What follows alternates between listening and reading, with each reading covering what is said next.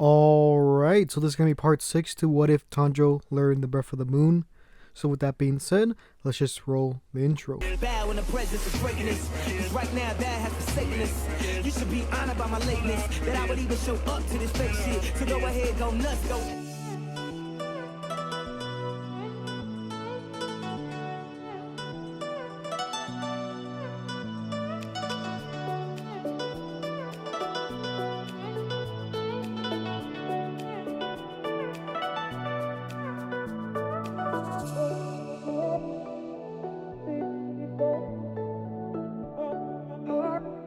Alright, so in the last part, we just got done with basically getting through the beginning part of the kind of mountain slash forest arc with the spider demons. As a result, both Inosuke and Tanjiro were able to defeat the spider demon, and Tanjiro was able to learn a new form, that being the 8th form, Moon Dragon Ringtail. So we would go off from there. So after the fight, basically Tanjiro goes back to Inosuke to see if he's hurt or not. He notices that he has some scratches, but not really anything life-threatening or as serious as it was in the manga / anime, because if you remember, he had basically cuts all around his shoulders because of how the demon kind of like slashed at his shoulders. So Tanjiro doesn't really need to help Inosuke with that, so he keeps the bandages to himself, but he does say that he should kind of be careful because if he gets cut more in that area, then it might become a little bit worse. But again, at this point, it's not that serious and it's not really worth using the bandages. And Inosuke would probably detest this anyways at this point and squirm just how he does in canon, so it's not really worth Tanjiro really wasting it, I guess. After that, this is where they see someone behind them, and this is the sister demon, I believe. And after she sees both demon slayers, she starts to run. Inosuke chases after her, saying that he's going to kill her. As this is happening, she calls upon her father, which descends from the sky and crashes down, making a huge shockwave and blocking Inosuke and Tanjiro from getting to the girl. After that, he says to stay away from her daughter, or away from his daughter I should say, and the rest of his family. After this, Tanjiro goes to try to attack him, this as well as Inosuke as well. So they try to go against him, but it's a lot difficult because he is a lot stronger. When they try to use their blades on him, they get stuck for a second, because if you remember, he has really thick skin. Or he's just, I guess, built different than every other demon. This gives him enough time to react, well not really react, but makes them vulnerable. It makes the demon slayers vulnerable, so he's able to punch both of the demon slayers. So Inosuke gets flung back, and so does Tanjiro. But Tanjiro is thrown even further, and he's about to hit a tree. Basically what happens is he's able to use one of the styles. I would say probably the first style. I think it was it was Dark Moon Evening Palace. So he uses that to kind of change his direction of where he's facing, and what happens is that he kind of lands on the tree vertically. He's perpendicular to the tree. This lets him to kind of bounce off the tree a little bit, but by doing so, he actually cracks his cast just a bit. So that's what happens. The leg gets a bit more injured than it was, and Tanjiro actually winces from the pain a bit. After that, Tanjiro gets back up, and the demon is right up to him, or really close. So the demon tries to attack him again, and since he's so close, he does one of his forms again. So he does the 3rd form, which is Lonesome Moon Chains. Remember, this was the one that does basically a kind of aerial effect. This is where it makes kind of like a tornado around or in front of Tanjiro, and this actually gets the demon off guard, but doesn't kill him. It goes and cuts both of his arms off. The demon is shocked to see how strong he is, because before he didn't really expect someone to have their swords like get stuck in his arms be able to do something like this. Because remember, they weren't really necessarily using a form when they tried to attack him the first time, same as this encounter. So it's something that really brings him or takes him off guard, and with no arms to really block, this is where Inosuke actually comes in to finish the job. He actually does his third fang, because the beast style isn't called forms, it's called fangs. So he actually does the third fang called Devour, and this basically does simultaneous horizontal slashes towards the target's throat. So we've seen this move before. This is during the time where Tanjiro fought the drum demon. The other two demons that were there, Inosuke fought one of them, and Zenitsu fought the other, and Inosuke was able to use this technique to one-shot the demon that was there. So yeah, if you guys are wondering what's happening with Zenitsu, he's not really too important in this part, because everything that happens to him happens independently from Tanjiro and the rest of the group. So basically that entire encounter with the spider kid goes the same as it does, with the pillars saving him with the antidote to the poison, and Tanjiro and Inosuke continue throughout the forest. And because the father demon is killed relatively fast in this, it's going to be a lot different than it was in canon. So Tanjiro and Inosuke make their way to the lower parts of the mountain, and this is where they see quite a sight. So what they see is basically the main demon, Rui, I believe his name was. Basically, he is hurting his sister, quote unquote. You can see the blood kind of drip off her face from the kind of, slashes that was happening from the different cuts that she got from the string. And both Tanjiro and Inosuke are kind of confused by this, but this is where Tanjiro actually speaks up first, because he overheard them talking about family and all these things like that, and he tells them that their bond that they have isn't genuine and that it's fake, because siblings shouldn't do that to each other and their relationship shouldn't be based off of fear. As this is happening, Inosuke is kind of confused and doesn't really understand too much of the concept of family, so he is quite interested in this, so he listens up and doesn't really speak on the matter. This is where Rui really gets angry at Tanjiro for saying this kind of stuff to him, and tells him that he's gonna split him apart and all these kind of things. This is when a demon slayer from earlier, not Murata, but a different demon slayer, actually comes and says that these two are kid demons and that even he couldn't even take them on. So, wanting to promote himself, he goes to fight Rui. This doesn't end well, and the demon slayer actually ends up being sliced to bits thanks to the web that Rui uses. After that, this is where the water pillar actually is on the scene, not actually there with Tanjiro and Inosuke, but is within the area of the mountains, and so is I think it was the insect pillar or butterfly pillar. I forgot exactly what the name was for that particular group, but let's go on with the rest of the story. Like I said before, Zenitsu is basically doing his own thing and isn't affected by the rest of the people here, except for the pillars. But other than that, it's not really anything to do with them. So let's continue with the rest of the fight. So this is where Rui actually decides to kill him and uses the strings to do so. But before anything could really happen, Tanjiro uses his blade to kind of cut the strings. Unlike in canon where his strings instantly get severed or his sword instantly just gets destroyed, because of how the Breath of the Moon works with the kind of distant dashes or distant slashes, he's actually able to keep some distance between the actual slice hitting, like the sword hitting the string, and use the chaotic blades to actually cut some of the strings. But because there's so many, there's no chance that it's not going to touch a string, if that makes sense.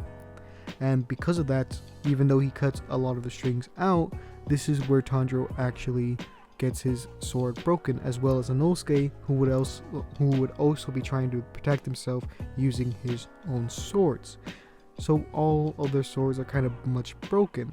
This is where Rui tries to do it again and almost succeeds this time, but has basically Nezuko actually help out by using her body almost like a shield. And Inosuke is kind of relatively close to them, so he doesn't really get injured too much. But because this happens, this is where Tanjiro actually gets relatively freaked out, and his breathing almost becomes irrational from this, and he starts to basically not tend to Nezuko's kind of wounds, but actually looks at them, tries to, but he realizes that they're regenerating slowly. This is where Rui actually gets jealous of this kind of a bond that they have between each other. He realizes that they're siblings and he really wants that genuine bond. So what happens is he basically gives a deal to Tanjiro, basically saying if he is able to get, or if he gives up Nezuko, that he will let them live. At the same time as this happening, the sister basically begs Ruri not to abandon her. Because of this, he cuts off her head using the strings. Because it's not a blade, it doesn't really kill her, and she asks him to let her recover. He agrees to this only if he kills the rest of the people down below that are annoying him. She agrees and says that she will. After that exchange happens between the two demon siblings, this is where Tanjiro basically makes a fuss about Rui trying to take his sister, saying that she'll never love you as his sister because she isn't an object but an actual person with emotions. Rui says that it doesn't matter, that her bonds of fear are stronger, and he'll teach you that real soon. And then this is where he basically pulls her away from him and basically says to just leave. What happens after this is that Nezuko actually just scratches Ruri on his face, and this is where Tanjiro goes to rush Ruri. But because of the strings in his way, he has to cut it first, which he does using he can't use a real big slash because it will also hit Nezuko in the way. So what he does is that he uses a first form, the kind of regular slash, but at a weaker extent, just enough to cut the strings, but not enough to actually reach them. Because remember, the chaotic blades just go in the direction that the swing or the slice is going through. So after that, he is actually able to get pretty close to Ruri, and he doesn't actually get to hit him just yet because of how he had to cut the strings. But this is where Inosuke actually comes in and actually stabs him in the back, actually leaving one of his swords in his back. After this, Ruri just pulls Nezuko into the air, just like he does in canon, and Inosuke and Tanjiro almost meet their deaths here, because what happens next is Ruri actually uses his curse demon blood art, which is the curse kind of strings. So as this is happening, this is where Tanjiro's life flashes before his eyes, and this is where he remembers what his father had told him. If he's able to control his breathing, he'll become a fire god. And yes, this is the opportunity where he learns or remembers how to do the dance of the fire god. So that's going to be another style that he'll learn relatively soon. So Tanjiro uses Dance of the Fire God, Waltz, to actually burn the kind of strings that are in his way. And as this is happening, this is where Nezuko uses her own demon blood arts after almost being unconscious for some time. So she basically lights the strings on fire, and this lets Tanjiro actually get closer because this is the kind of string barrier that Rui is actually using to kind of block his pathway. And because these strings are getting burned, it's easier to get through, and therefore he isn't getting cut in the face.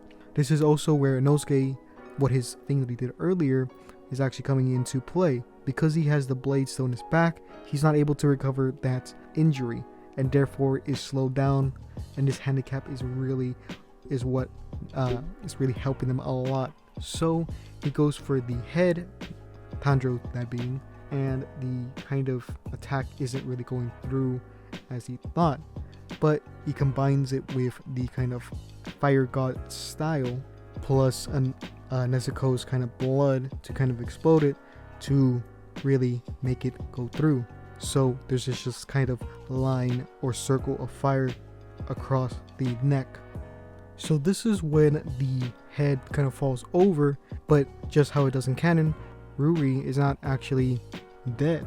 In fact, he separated his head on his own so that he wouldn't get decapitated. this is when the water pillar, Giyu, actually comes and basically stabs his sword through the head, instantly killing the demon, and starts the process of him fading away. So, as this is happening, Tanjiro looks sad at, his death, right? Because even though Tanjiro is a bit more serious in this, he does have some sympathy for demons, but not to the same extent that he had previously. He doesn't touch his body and give him that kind of comfort that he had before, but he only gives that look. This is where Giyu actually goes to Tanjiro and tells him that he shouldn't be sympathetic to demons. And this is where he sees his face and he sees the, Nezuko as a demon, right? And this is where he normally would have killed her, but then he realized something. Back in, the first part, I didn't mention this, but Giyu was actually still in the area of where Tanjiro was when his family was murdered. But Giyu didn't go to the area for one particular reason, and that was the old man. So I'm not saying that he made, or the old man stopped his family, or stopped Giyu from saving the family. I'm saying that he stopped them after the incident happened, so that he could take on Tanjiro. So the old man would have known Tanjiro for a long time, as they would have been neighbors, and would have gave a description to Giyu and basically everything like that. So because Tanjiro has a lot of distinct features, such as the scar and as well as the earrings, Giyu would have said, like, "Are you that kid that the old man told me about?" And this is where they would talk about the sensei, and this is where Giyu says, "So you know the Breath of the Moon?"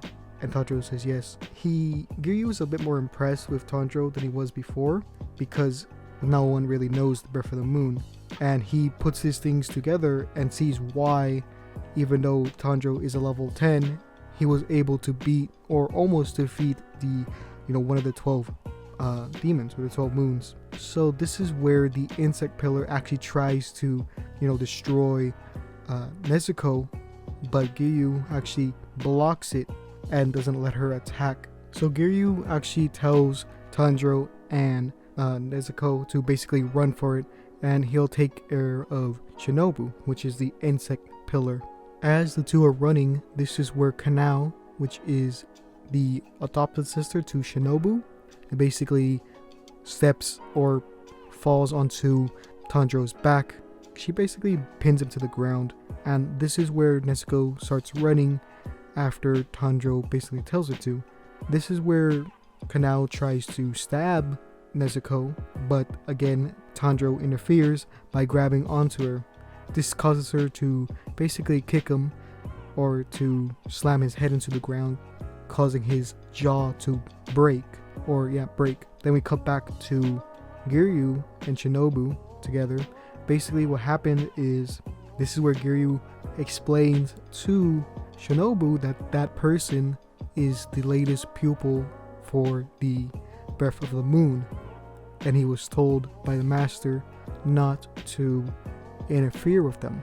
So Giyu isn't like a disciple to the sensei of the Breath of the Moon, but he does have a lot of respect for him because of how he independently defeats demons, and because he is someone to be respected, he takes his word with what he said about Tanjiro and Nezuko, so he doesn't want to get involved between those two.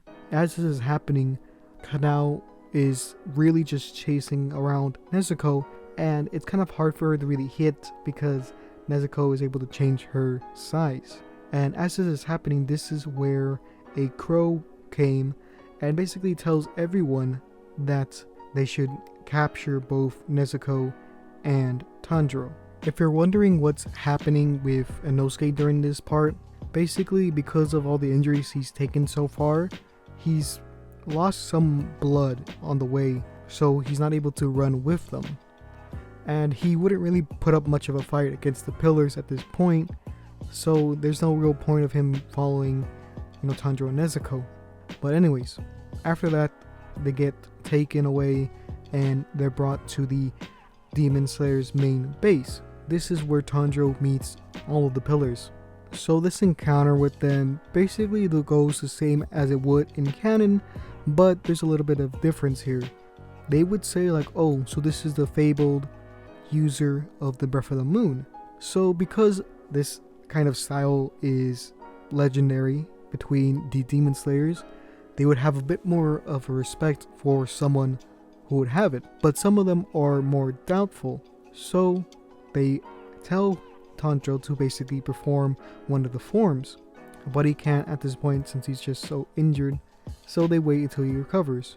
But the same stuff with Nezuko happens where they test her whether she would eat a human or not, and the kind of master of the Demon Slayers would also come, and that kind of entire thing basically goes the same as it would in canon, and there's not really any much that would be a difference in this. So yeah, so with that being said, I think this is a good spot to end the video. I know this isn't really exactly where season 1 ends, but there isn't really much that happens after this except for really mostly just recovery. So with that being said, this is gonna be the end of the video. If you like it, please give it a like, and if you're watching this and you're not subscribed, please subscribe, as I'm trying to get to 7,000 by the end of the year. Other than that, please comment down CS so I know you support the channel, and I'll show you guys basically this month, or not this month, but October's kind of request for art. And if you want to get your own kind of request from me, you can go to my Patreon down below at patreon.com/ComicSansTheMan, so that you can have a chance to get a drawing from me. And other than that, let's give a shout out to the patrons, or the patrons over on Patreon. So as always, we're going from gold to platinum, and yeah, like I said before, if you want to join, it only takes $1 and you have a chance to get a drawing from me. But if you want to pay more, you have a higher chance of getting a drawing. So let's get going. So in our gold tier, we have Best Kyo, then we have Dwayne Fenn, Isaiah Perez, and Lyko. In our platinum tier, we have Panda Man 8. So if you want to join them, the link will be in the description. You get my videos early. And yeah, with that being said, this is gonna be the video. So yeah.